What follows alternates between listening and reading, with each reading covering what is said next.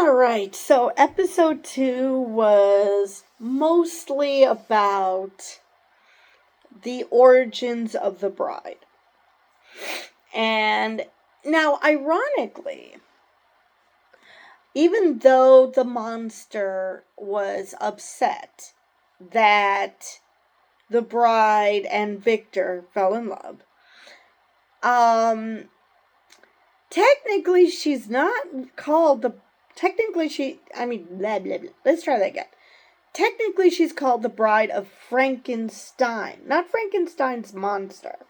Even though people usually refer to the monster as Frankenstein, he's not, and that is the creator. So, the fact that she ended up falling for him, not a surprise, really. Now, she might have fallen for the monster if he wasn't so eager. I mean, from the moment she was created, he wanted to just be like, oh, I'm going to give her flowers, she's going to want to marry me immediately. And that's not how this works. I mean, seriously, he did not start off life completely understanding what love is, what words were, what anything was. So why did he think she would be any different? So yeah, it's no surprise that she preferred the guy who actually treated her like a person as opposed to a glorified blow-up doll.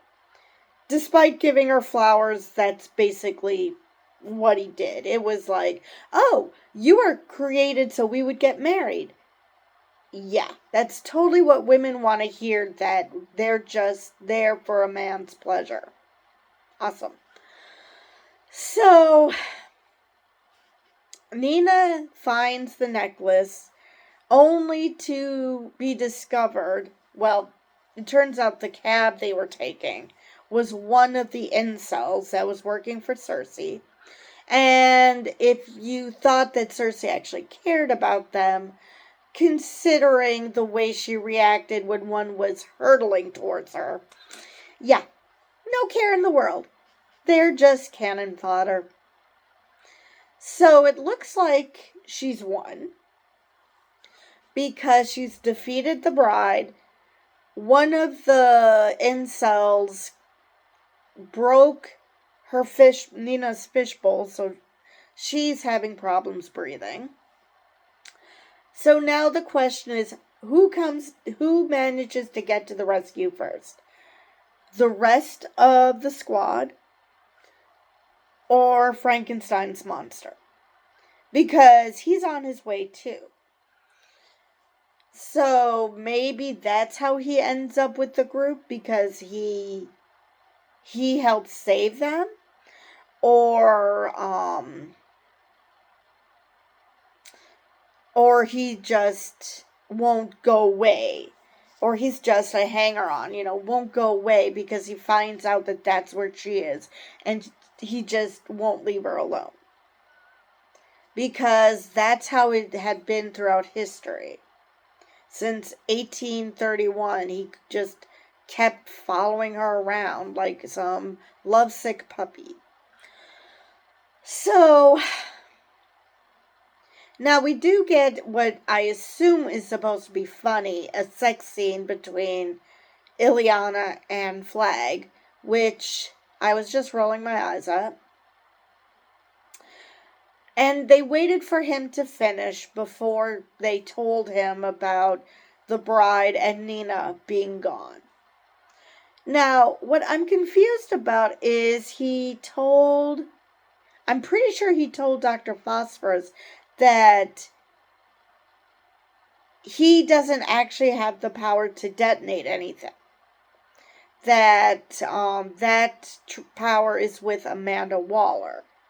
But then in this episode, he actually threatens them with the button, and he tells Ileana that that's exactly what it's for. So I'm confused. Who is he? Who is right? Who is he telling the truth to?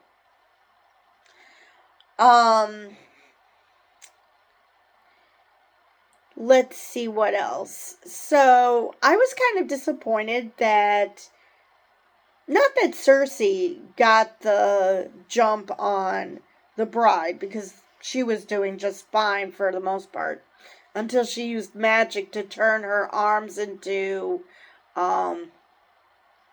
noodles. So,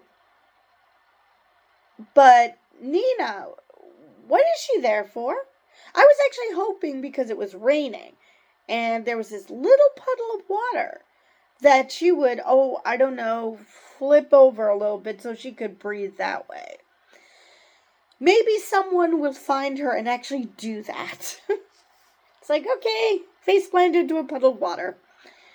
But it is nice to see that sweet Nina has a breaking point, because when the bride said sorry, she basically told her to fuck off. So she does have a breaking point where she stops being nice.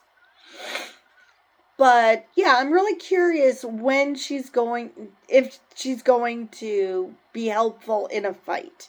It's great that she found that necklace that the bride wanted, and I'm still curious why the bride, and especially Nina, were in the Argus facility to begin with. And beyond looking the way they do, I just have there's no explanation yet as to why they're there. So, now, the question is, who's going to rescue them? Like I said, if it's going to be the squad, or if it's going to be Frankenstein's monster. Because Frankenstein's monster is just completely infatuated with the bride and would probably ignore Nina, I'm going to say it's going to be the squad, and that Frankenstein's monster is just going to stalk her. Keep stalking her, keep finding her, and just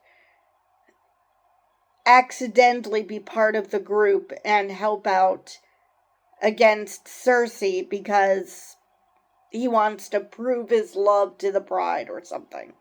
Which, I'm sorry, she was in love with your father. So, yeah, you could follow her from till the day you're destroyed. She's not going to want you. I mean, I guess it's possible she'll change her mind, but considering we saw all those flashbacks, not likely anytime soon. She is still having these memories and still sore about what happened. Let's see if there's anything else about this episode I wanted to discuss.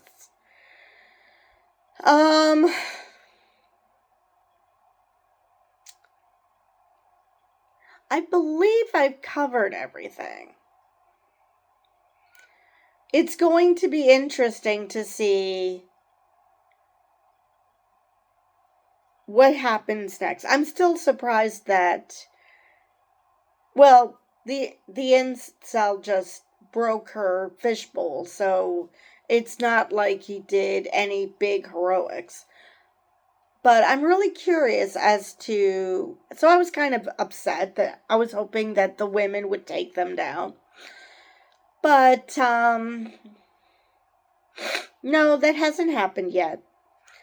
So, yeah, I think that the squad is going to find her first, and someone's going to be smart enough, probably Flag, to put her face in the puddle so she can breathe until they can figure something out.